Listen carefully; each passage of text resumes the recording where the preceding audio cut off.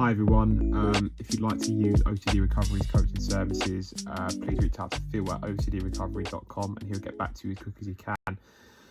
So I wanted to just do a quick video about OCD obviously, but just really thinking about a good way in which you can approach your current fears, your current belief systems, your theme, if you like. I know it's a bit loose to use the term theme because it's just a fear, but I think one way we can look at it is, how could I adapt, right? Because obviously with your core fears, right, wherever that might be, HOCD, sensory motor, harm OCD, etc.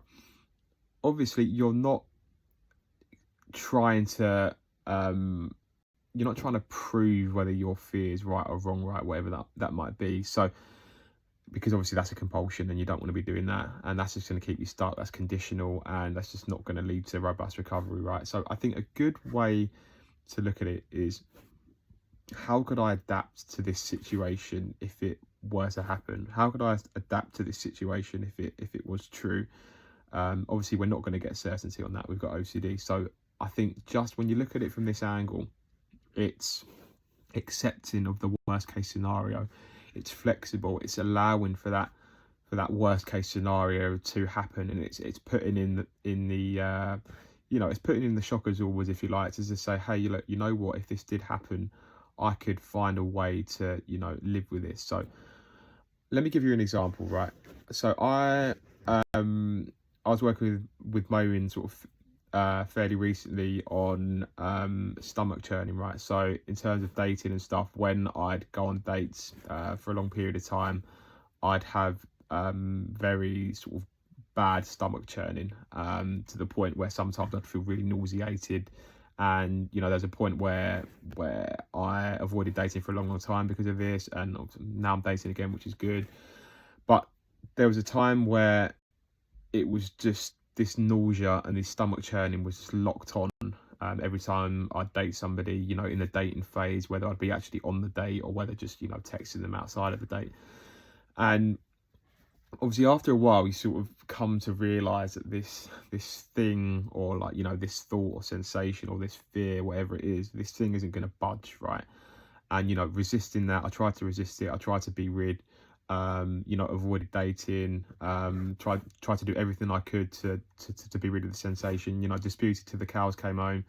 And this sensation when I dated people was still there, right? So one thing I had to do was I had to change my approach. I had to think, instead of trying to be rid of the sensation, instead of trying to like have this churning free stomach, it was more constructive and more efficient and more better for me to say, well, look, how can I adapt to this? How can I still have some sort of dating life, but make reservations for this stomach churning in my life, because it wasn't going right. I tried all of that, and I had to be realistic. I had to acknowledge the reality of the situation, that the churning wasn't going to go. So I had to take a different approach. How could I adapt? And me and Mo, we came up with ways I could do it. I could manage maybe my diet, medications. I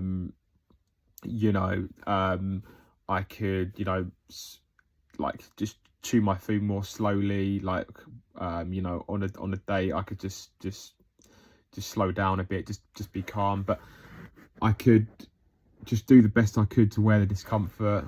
Not in a compulsive way, obviously, but I think it's so key. I had to do the best I could to make reservations for the churning, and just to adapt to it as best as I could.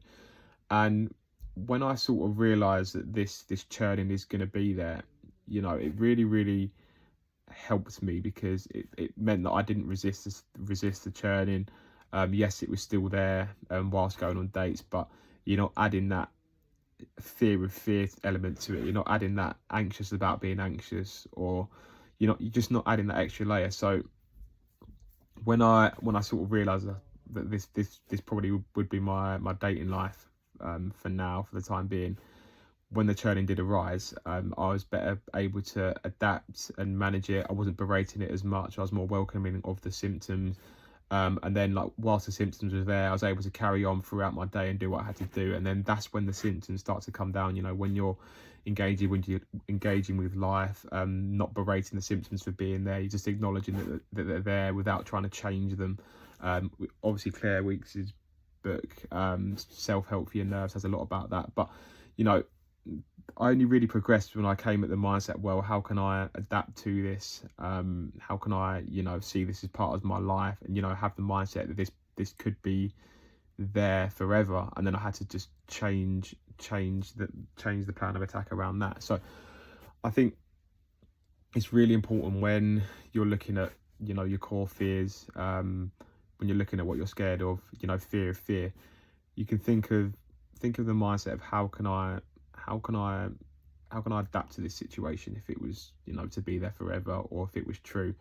Because, as I said, when you do that, that's like the attitude of acknowledgement and acceptance that you need, because you're not trying to change the symptoms, you're recognizing them as valid because they exist, and you're crafting your life around that. And then when you do that, that's really where you want to get to recovery. You know, even in the worst situation, right? Imagine you've got harm OCD, and you might say, well, there's no way I could possibly adapt to that situation if I harmed someone and went to prison. Well, you absolutely could. It would not be ideal. You wouldn't like it.